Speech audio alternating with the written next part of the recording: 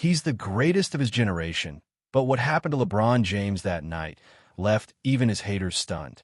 Publicly humiliated by his own coach on live television, in front of millions. But how LeBron responded? It wasn't with anger. It was something far more powerful. Stick around, because what you're about to hear is not just a basketball story. It's a life lesson. Before we dive into this powerful story, if you're a fan of LeBron James or just believe in rising above hate, go ahead and hit that like button and subscribe to our channel. It really helps us bring you more stories like this. It was supposed to be just another electric night at the Staples Center. The kind of night where legends are made and crowds lose their voices cheering. The seats were packed, fans decked out in purple and gold, camera flashes flickering like stars. The energy? Off the charts. LeBron James, the king, the icon, the man who carried the hopes of millions, had just checked out after a grueling first half. The game was tight. Every possession mattered. You could feel in the air that thick tension only the biggest games bring. But then it happened. What unfolded wasn't a buzzer beater or a breakaway dunk. It wasn't the kind of highlight ESPN usually replays. It was something far more raw, more personal. LeBron stood on the sideline near the bench, towel around his neck, catching his breath, when Coach Brad Whitmore, the newly appointed interim head coach, stormed toward him. Whitmore, a stern-faced white coach with a military-like demeanor and zero tolerance for ego, had been brought in just weeks ago. Known for clashing with big personalities, he had a strict philosophy. No star is bigger than the system. And tonight, he decided to prove it at LeBron's expense. In front of national television cameras, courtside VIPs, and millions watching live, Whitmore erupted. "You think you're bigger than the team? Sit down." "James," he bellowed, his voice cutting through the noise like a whip. The crowd gasped. Gasps turned to stunned silence. It was like the air had been sucked out of the arena. LeBron's teammates froze. The opposing bench even looked over. The commentators fell awkwardly quiet, unsure whether to react or wait for a producer's cue. And LeBron? He didn't yell back, didn't throw his towel or curse under his breath. He just stood there, tall, composed, but clearly shaken. His eyes locked with the coaches for a brief moment. And in that moment, you could see it, that flicker of disbelief. The kind of humiliation that doesn't come from being benched, but from being disrespected in front of the world. The king had been silenced, and nobody saw it coming. Things hadn't been smooth between LeBron James and coach Brad Whitmore from the very beginning. In fact, the friction started the moment Whitmore walked into the Lakers' locker room. He wasn't a flashy hire. He wasn't there to make friends or chase headlines. Whitmore was a disciplinarian, a no-nonsense coach known for two things: structure and control. After the shocking mid-season resignation of the former head coach, the front office brought in Whitmore as a stabilizer, someone who would clean house and get the team back in line. On day one, he made his philosophy loud and clear. Nobody is bigger than the team. Nobody. To most players, it sounded like the usual coach speak. But to LeBron, it was a warning shot. Whitmore didn't care that he was addressing one of the greatest basketball players in history. A four-time NBA champion, a two-time Olympic gold medalist, the league's all-time leading scorer, and a living icon. To him, LeBron was just jersey number 23, another name on the roster. At first, LeBron tried to keep his cool. He'd seen coaches come and go, systems change, egos rise and fall. But with Whitmore, something fell off. The respect wasn't mutual. In film sessions, Whitmore would pause clips to call out LeBron's defensive lapses, things other coaches would have handled privately. During practice, he'd bark orders at the king like he was a rookie. And worst of all, he began overriding LeBron's on-court decisions, questioning the very instincts that had built dynasties. Behind the scenes, players whispered. The tension was visible. LeBron often walked off the court after practices without speaking. Whitmore, for his part, kept pushing buttons. And then came that night. It was late in the second quarter. The opposing team ran a fast break. A switch was missed, a routine miscommunication in a fast-paced game.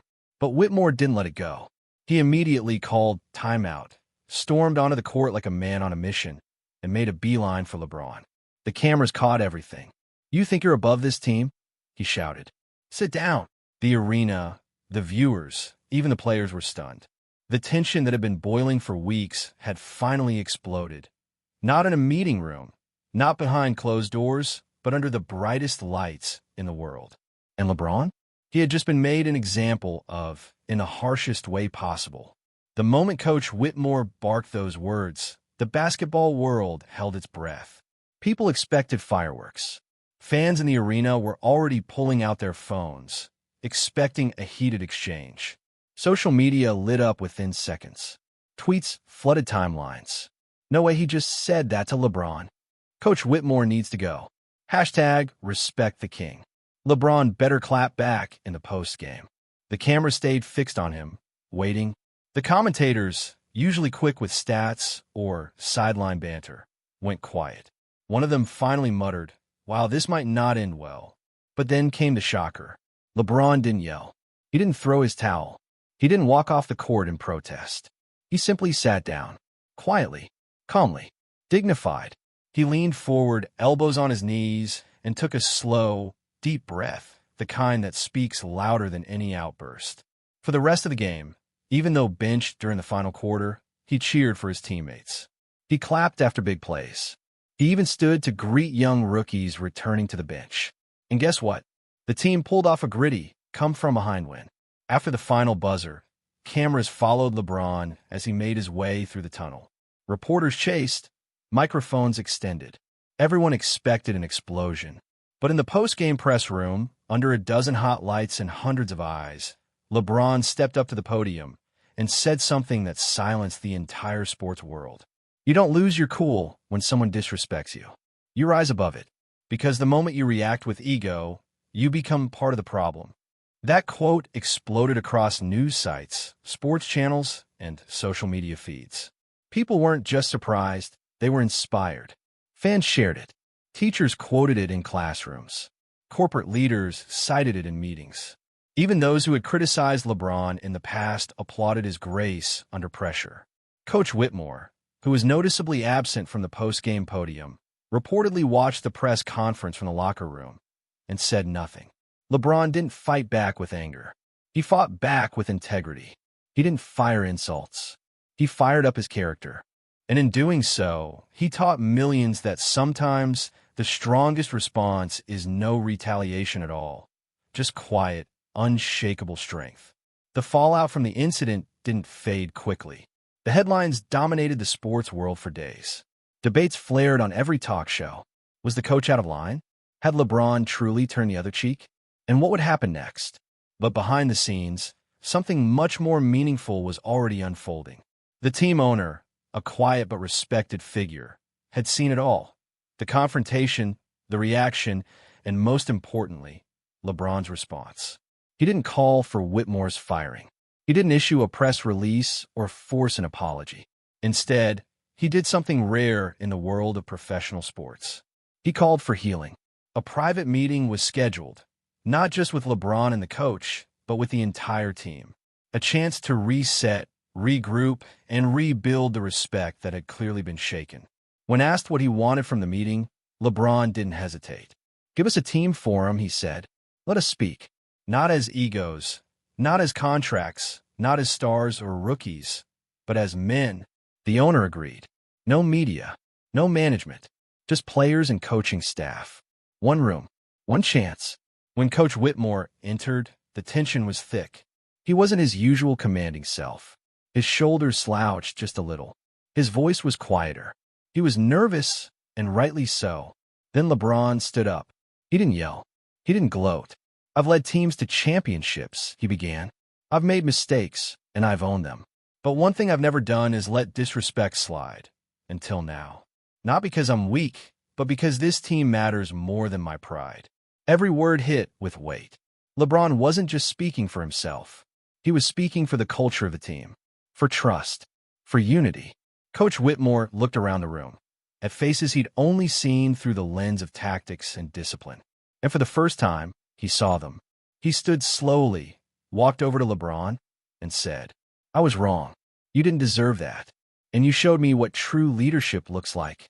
They shook hands, not just as player and coach, but as men rebuilding something far bigger than basketball. From that day on, something shifted. On the court, the Lakers played tighter, harder, smarter. Off the court, they moved as one. The team was no longer fractured. It was finally united.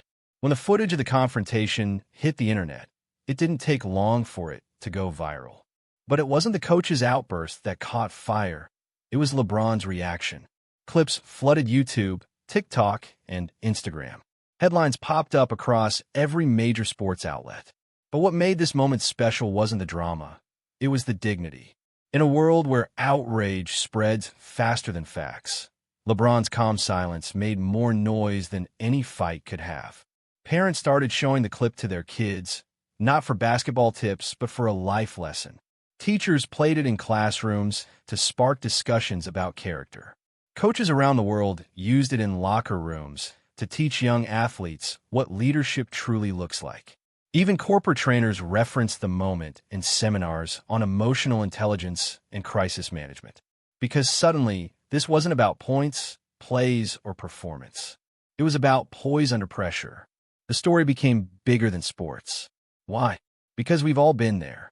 We've all faced moments where someone embarrasses us publicly, where we're disrespected, pushed, provoked. And in those moments, we feel the heat rise. We want to clap back. We want revenge. But LeBron didn't take the bait. He didn't let ego write the script. He stayed grounded. He stayed present. And in doing so, he gave the world a masterclass in how to turn humiliation into inspiration. He could have burned bridges, called out the coach and the media, demanded consequences, or stormed out of the franchise. And maybe some people would have cheered him on for doing it. But instead, he built a bridge. With calm, with class, and with clarity. He reminded everyone that power doesn't always roar. Sometimes it's quiet. Sometimes it breathes deeply. And sometimes it walks away from the noise with grace. That's what made LeBron's response unforgettable. And that's why millions watched, rewatched, and shared that moment. Because in a world hungry for drama, he gave us something far rarer, dignity. And in doing so, he didn't just win back control of the moment. He won the respect of the world. True strength isn't shown by shouting back. It's shown by standing tall in silence, choosing dignity over drama. No matter who tries to pull you down, your response defines your leadership. When you stay calm under fire, you inspire others to rise with you. That night, LeBron didn't just win a game. He won the world's respect. If this story inspired you even a little, give it a thumbs up, hit that subscribe button, and ring the bell so you never miss a powerful story like this again. And remember, real leadership, it's calm, it's quiet, and it always rises above the noise.